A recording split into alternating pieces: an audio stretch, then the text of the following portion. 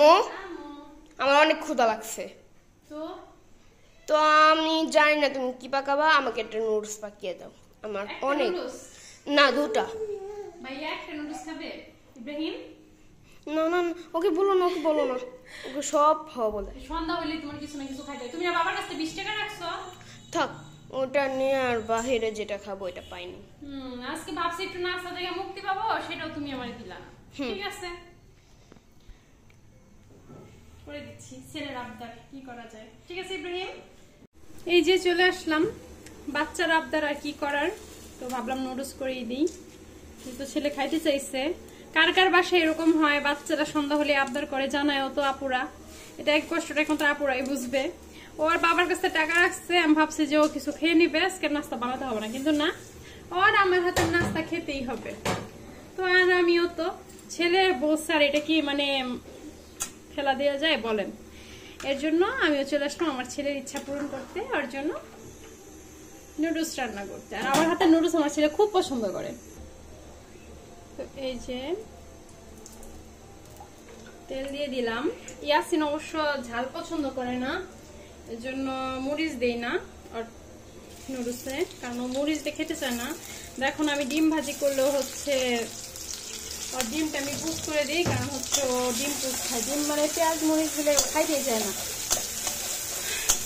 আর তারপর আমি একটু দিলাম পেঁয়াজ আর টমেটোটা দিচ্ছি, কিন্তু মরিচ একদমই ও খেতে চায় না। এত বড় হয়েছে তাও মরিচ খেতে চায় না, কি করি বলো?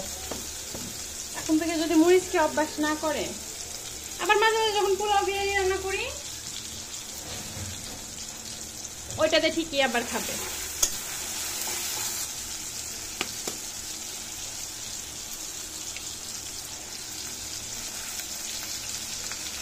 ডিমটাও দিয়ে দিলাম।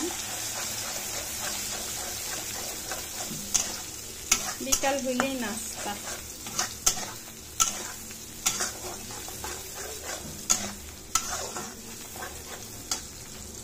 এখন নুডলস গুলা দিয়ে দেব।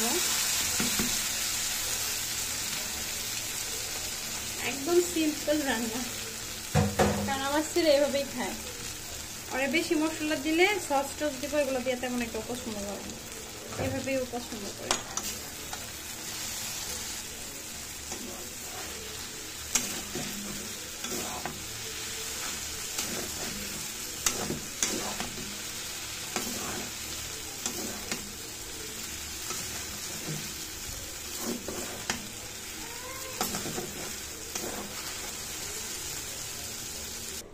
এখন আমি সস দিয়ে দেব।